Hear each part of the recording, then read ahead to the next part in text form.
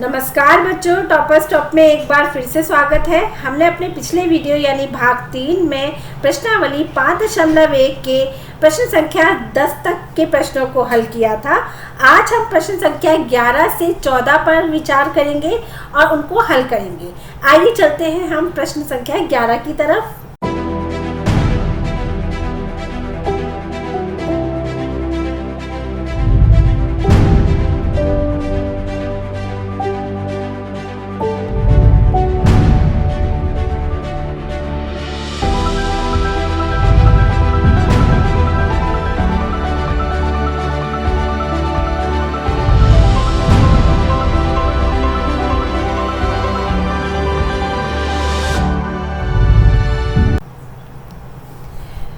प्रश्न संख्या 11, जिसमें निम्नलिखित आकृति में क्या कोण 1 कोण 2 का आसन्न है, कारण लिखिए।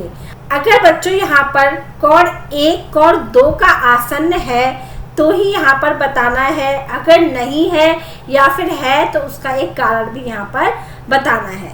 तो सबसे पहले हम इस आकृति को देख लेते हैं। आपकी पाठ्यपुस्तक में प्रश्न संख्या 11 में इस आकृति को दिया गया है। इस आकृति को ध्यान से देखने पर आपको यहाँ पर 2 कोण दिखाई दे रहे होंगे। ये है आपका एक कोण A और ये है आपका कोण 2। इन दोनों कोणों को अगर हम ध्यान से देखें तो ये दोनों कोण एक ही रेखा पर बने हुए कोण हैं, लेकिन इनके जो शीर्ष हैं वो दोनों के शीर्ष अलग अलग हैं। यानी कोण 1 इस शीर्ष पर बना हुआ है और कोण 2 इस शीर्ष पर बना हुआ है।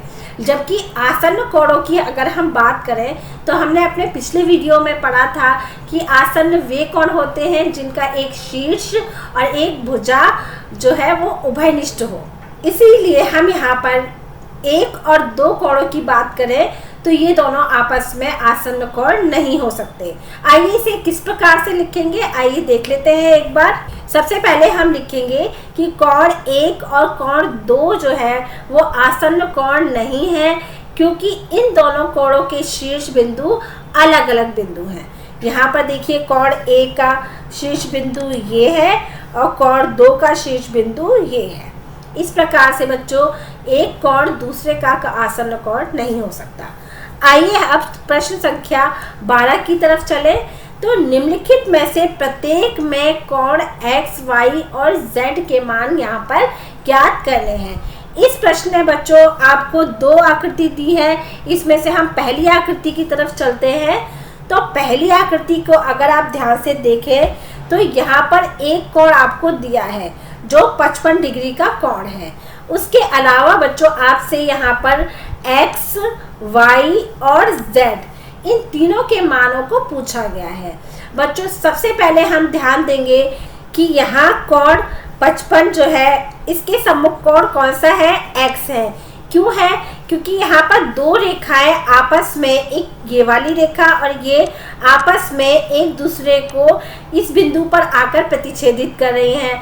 हमने पहले भी पढ़ा था कि इस प्रकार 2 रेखाओं के प्रतिच्छेदन से जो आमने सामने कोण बनते हैं वो शीर्षाभिमुख कोण होते हैं, जिन्हें हम ऊर्ध्वाधर सम्मुख कोण भी कहते हैं। तो जो कोण एक दूसरे के ऊर्ध्वाधर सम्मुख कोण होंगे वो हमेशा एक दूसरे के बराबर होंगे। यहाँ पर देखिए बच्चों 55 यहाँ पर डिग्री एक कोण दिया गया है, तो इसके सामने का कोण हुआ हमारा x, तो क्या ये भी आपका 55 डिग्री का होगा। तो सबसे पहले लिखेंगे हमारा x भी 55 डिग्री का कोण है, क्योंकि ऊर्ध्वाधर सम्मुख कोण हमेशा बराबर होते हैं। अब आते हैं बच्चों हम अपने अगले कोण की तरफ कि यहाँ पर हमने लिखा कि 55 डिग्री प्लस y, ये दोनों आप देखें, ये वाला 55 डिग्री और y ये दोनों मिलाकर आप देखें तो ये आधा सर्कल यानी हमारा 180 डिग्री के कोण दोनों मिलकर ये बना रहे हैं, क्योंकि ये हमारे रैखिक युग्म है। रैखिक युग्म में 2 कोण आपस में 180 डिग्री के कोण बनाते हैं, जिसमें से एक कोण हमारा कितने डिग्री का है, 55 डिग्री का है। यानी ये कोण हमारा 55 डिग्री का है। और y निकालने के लिए हम क्या करेंगे, यहाँ पर 180 में से 55 को घटा देंगे, क्योंकि ये दोनों मिलकर रैखिक युग्म बना रहे हैं। इन दोनों में से अगर हम इस कोण को 55 डिग्री को निकाल देंगे तो हमारा y हमें मिल जाएगा। तो हमने यहाँ 180 में से 55 को घटा कर दिया तो हमारा कोण आया 125 डिग्री, यानी y हमारा कितना निकला 125 डिग्री। अब बच्चों ध्यान देने योग्य बात यह है कि y हमारा 125 है, इसके शीर्षाभिमुख कोण यानी ऊर्ध्वाधर सम्मुख कोण कौन सा हुआ, कोण z हुआ। z जो है इसके सामने बना हुआ कोण है दो रेखाओं के प्रतिच्छेदन से। तो इस प्रकार जितना कोण हमारा y होगा उतना ही z होगा। यहाँ पर देखिए हमारा y बराबर होगा हमारे z के, क्योंकि दोनों कोण हमारे 125 के यहाँ पर कहे जाएंगे। तो देखिए बच्चों यहाँ पर हमने लिखा कि ये दोनों ऊर्ध्वाधर सम्मुख कोण है, इसलिए हमारा x जो है वो 55 डिग्री का निकला, y हमारा 125 डिग्री का निकला और हमारा z जो है वो भी 125 का निकला। बच्चों यहाँ पर एक कोण आपको दिया गया था 55 डिग्री का, उसके अनुसार हमने बाकी और कोणों को यहाँ पर निकाला। आइए बच्चों अब इसके इसी प्रश्न के पार्ट 2 की तरफ यानी भाग 2 की तरफ चलते हैं। इसमें भी बच्चों एक आकृति आपको दी गई है, पहले हम आकृति देखते हैं। इस आकृति में भी कई कोण यहाँ पर दिए गए हैं, जिसमें से हमें दो कोणों को दिया गया है। यहाँ पर एक बच्चों ये 40 डिग्री का कोण दिया गया है और ये 25 डिग्री का कोण दिया गया है। आप ध्यान से देखें बच्चों तो ये एक सरल रेखा आपको यहाँ पर दिखाई दे रही होगी। ये सरल रेखा को ये वाली रेखा जो है वो काटती हुई दिखाई दे रही है। अब इन दोनों के प्रतिच्छेदन के बाद यहाँ पर ऊपर देखिए आप इन तीन कोणों का यहाँ पर निर्माण हो रहा है। यहाँ पर एक कोण जो है वो 40 डिग्री का दिया गया है, दूसरा कोण यहाँ पर 25 डिग्री का दिया गया है। बाकी आपको यहाँ पर x निकालना है। x निकालने के बाद ही हम नीचे के कोणों की बात करेंगे। तो सबसे पहले हम यहाँ पर किस प्रकार से लिखते हैं, देखो बच्चों कि पहला कोण हमारा ये 40 का कोण है प्लस दूसरा कोण यहाँ पर हमारा 25 का कोण है। इन दोनों को मिलाकर एक तीसरा कोण है यहाँ पर, ये आपका x है। तो इस प्रकार से इन तीनों कोणों का योग बच्चों कितना हुआ, आप ध्यान से देख रहे होंगे कि ये तीनों कोण मिलाकर 180 डिग्री के कोण बना रहे हैं, क्योंकि ध्यान से देखने पर ये आधे वृत्त की रचना यहाँ पर कर रहे हैं। बच्चों आधा वृत्त हमेशा 180 डिग्री का होता है। यहाँ पर मैंने सबसे पहले लिखा कि 40 डिग्री पहला कोण लिया, उसके बाद बच्चों x लिया मैंने यहाँ पर ये वाला कोण, और फिर उसके बाद 25 डिग्री लिया। इन तीनों की अगर हम बात करें तो ये तीनों कोण हमारे 180 डिग्री के कोण हैं, क्योंकि ये एक ही रेखा पर, एक ही सरल रेखा पर बने हुए कोण हैं। अब बच्चों इसमें से इन दोनों को मैंने जमा किया, 40 और 25 को जमा किया तो हमारे 65 डिग्री आया। 65 के बाद बच्चों हमारा x रह गया तो हमने ये प्लस में x ले लिया। अब 65 डिग्री प्लस x ये दोनों मिलाकर हमारे कितने डिग्री के हुए, 180 डिग्री के। अब बच्चों यहाँ पर देखा जाए तो हमें कैसे निकालना होगा, x बराबर 180 में से हमने क्या घटा किया, 65 डिग्री को घटा दिया तो हमारा x कितने डिग्री का निकल गया यहाँ पर, 115 डिग्री का। यानी ये तीसरा कोण हमारा 115 डिग्री का कोण है। इन तीनों को मिलाकर आप चेक कर सकते हैं कि ये तीनों मिलाकर 180 डिग्री के कोण बना रहे हैं। आगे बच्चों ऊपर के हमने तीनों कोण निकाल लिए। अब बात करते हैं हम नीचे के दो कोण यानी y और z की। तो सबसे पहले हमने लिखा कि यहाँ पर देखिए 40 कोण ये है, अगर ये और हम y की बात करें, 40 और y की बात करें तो ये दोनों मिलाकर एक रैखिक युग्म बना रहे हैं। रैखिक युग्म का जो सम है यानी योग है वो कितना होगा, 180 डिग्री होगा। इसीलिए देखो बच्चों मैंने यहाँ पर लिखा कि 40 डिग्री ये वाला कोण और ये वाला कोण। ये देखिए बच्चों अगर हम ध्यान से देखें तो इस रेखा पर ये दोनों जो है वो रैखिक युग्म बना रहे हैं। यहाँ पर बच्चों मैंने पहला कोण लिखा 40 डिग्री का प्लस y लिया, y लेकर 40 और ये y ये दोनों लेकर हमने क्या किया, दोनों का योग 180 डिग्री होगा। क्यों होगा, क्योंकि ये रैखिक युग्म है। जैसा कि हमने यहाँ पर संबंध में लिखा है। बच्चों आपको जिस तरह के संबंध आपको यहाँ दिखाई दे रहे हैं प्रश्न में, उस तरह के संबंधों को आपको डॉट करके लिखना होगा। तो आइए बच्चों आगे हम बात करें कि ये y है वो 180 में से हमने किसको घटाया, ये दोनों में से हमने y निकालने के लिए 180 में से 40 को घटा दिया। यहाँ पर देखो बच्चों मैंने 40 को यहाँ पर इस कोण को मैंने इस पूरे में से मैंने 40 डिग्री को हटा दिया है। इस कोण को मतलब मैंने हटा दिया है। इस कोण को अगर मैंने हटा दिया है तो हमारा 180 में से ये कोण हमारा निकल आएगा, जो कि हमारा निकला y बराबर 140 डिग्री। तो ये कोण हमारा कितने डिग्री का निकला बच्चों, 140 डिग्री का निकला। अब हमारा एक अकेला कोण बचा है जिसका नाम है z। अब देखिए बच्चों z कैसे निकालेंगे, आप ध्यान से देखें तो ये सरल रेखा है। जैसे कि मैंने पहले बताया सरल रेखा के ऊपर जो है वो आधा वृत्त बन रहा है जो कि 180 का था। इसी तरह से बच्चों अगर नीचे की बात करें तो y और z मिलाकर भी एक अर्धवृत्त की यहाँ पर रचना कर रहे हैं। अगर आप ध्यान से देखें तो ये भी एक अर्धवृत्त है, जैसा कि सरल रेखा के नीचे ये बने हुए दोनों कोण दिखाई दे रहे हैं। अब देखो बच्चों y और z ये दोनों मिला के हमारे कितने के हुए, ये 180 डिग्री के हुए। ये रैखिक युग्म भी हमें इसे कह सकते हैं कि ये रैखिक युग्म भी बना रहे हैं यहाँ पे। अब देखो बच्चों 140 डिग्री ये जो y है और हमारा z, ये दोनों मिलाकर कितने डिग्री का कोण बनाएंगे, y और z मिलाकर दोनों 180 डिग्री का कोण बनाएंगे। जबकि z हमारा कैसे हुआ, z निकालने के लिए बच्चों हम 180 में से हमने किसको घटा किया, 180 में से हमने y को घटा कर दिया। y को घटा करने से हमारा z हमारे पास आ जाएगा। तो ऐसा ही हमने यहाँ पर किया है, 180 में से 140 को हमने घटा कर दिया तो हमारा उत्तर 40 डिग्री यहाँ पर निकला है। इस तरह से बच्चों हमने इसके सारे कोणों को निकाला है। एक और बात है, z निकालने से पहले हम ध्यान दें कि ध्यान से देखने पर ये दो कोणों के प्रतिच्छेदन से आप देख रहे होंगे यहाँ पर 40 का कोण ये बना हुआ है। इसके सम्मुख कोण कौन सा है, z है। इस संबंध से भी यानी बच्चों क्या हुआ यहाँ पर हुआ ऊर्ध्वाधर सम्मुख कोण। तो ये संबंध लगाकर भी हम यहाँ पर z को निकाल सकते हैं। इस तरह से बच्चों हमने यहाँ पर प्रश्न संख्या 12 को हल किया। आगे बच्चों हम प्रश्न संख्या 13 की तरफ चले।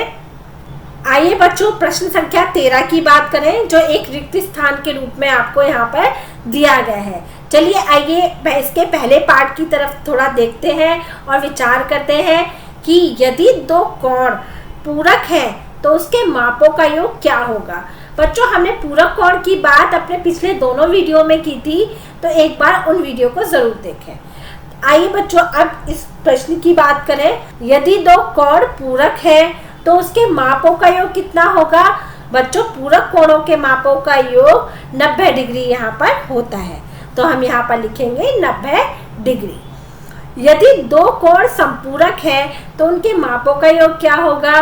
संपूरक कोण बच्चों आपको पता है कि वो 180 डिग्री के कोण होते हैं। तो आइए बच्चों यहाँ पर लिखेंगे हम कि 180 डिग्री के कोण दो संपूरक कोण बनाते हैं।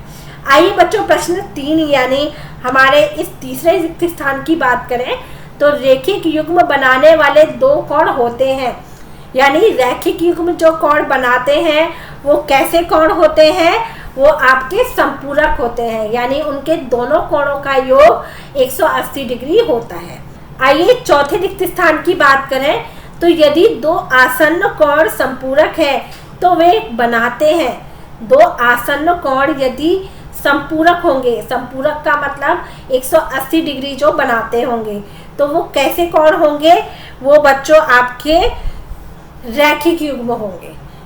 आइए बच्चों पांचवें रिक्त स्थान की बात करें तो यदि दो रेखाएं एक दूसरे को एक बिंदु पर प्रतिच्छेदित करती हैं तो ऊर्ध्वाधर सम्मुख कोण हमेशा होते हैं। ऊर्ध्वाधर सम्मुख कोण बच्चों हमेशा कैसे होते हैं, जैसा कि हमने पिछले अपने प्रश्न में भी बात की थी, तो ये एक दूसरे के बराबर होते हैं।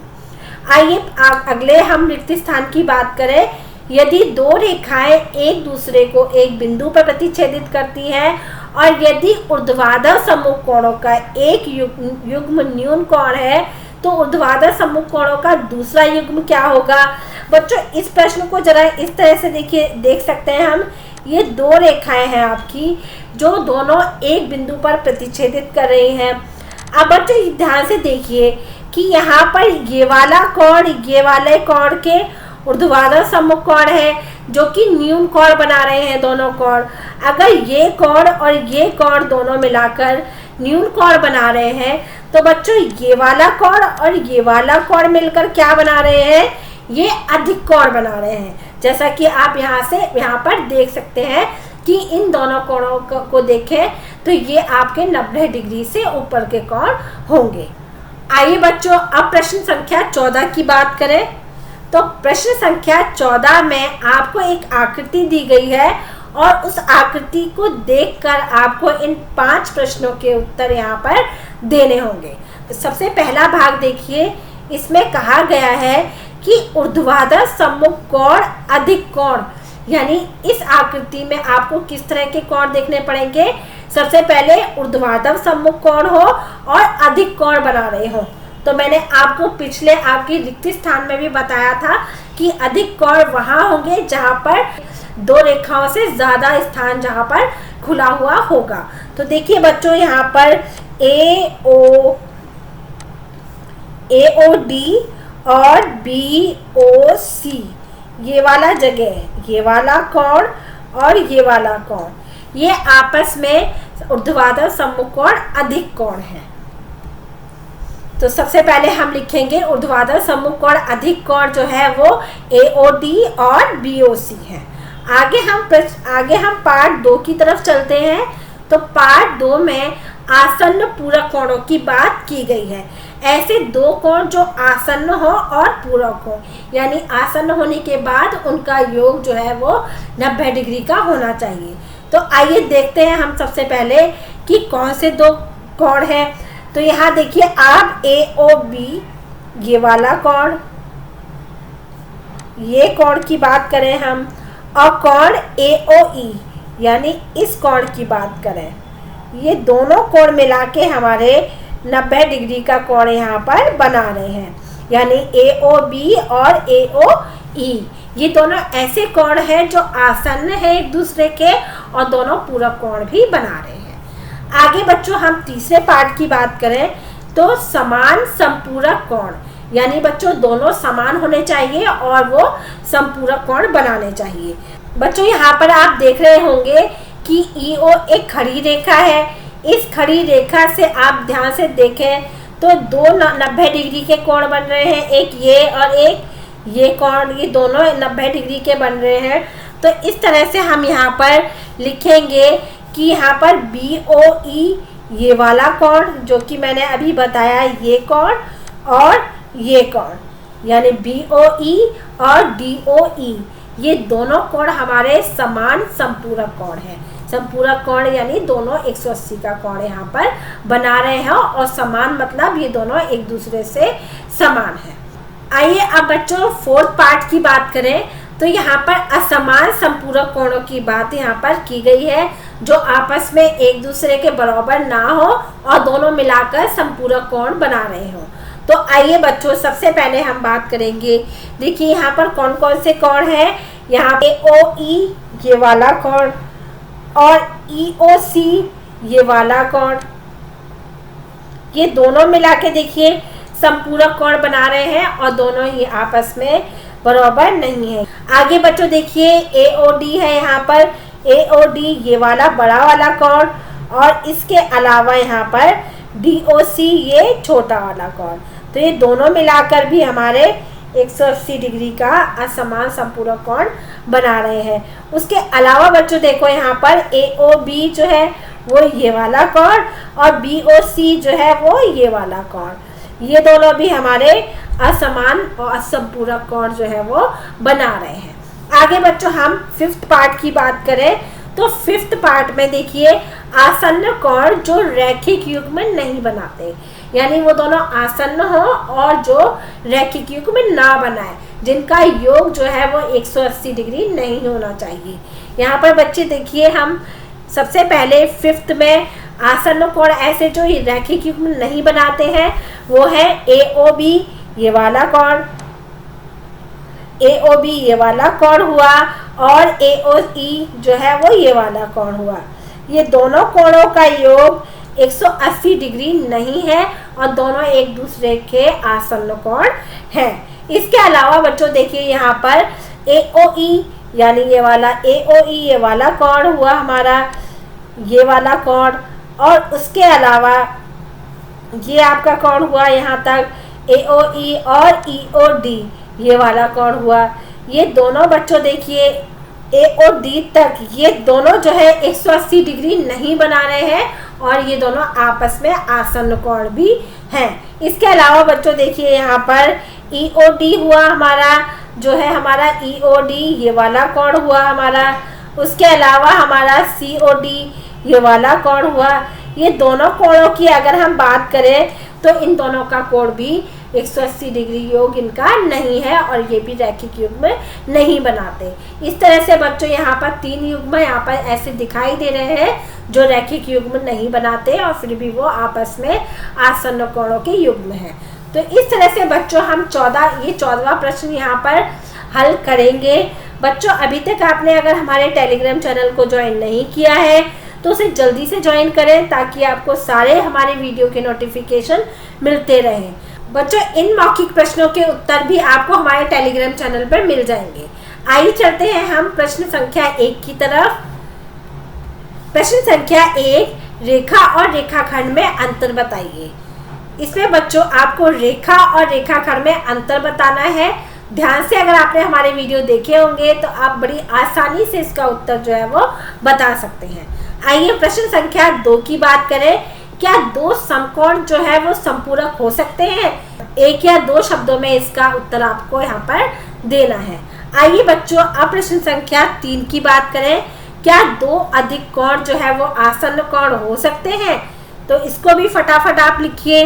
इसके अलावा प्रश्न संख्या 4, जब 2 कोणों का माप 180 डिग्री और 60 डिग्री हो तो उसको हम क्या कहेंगे?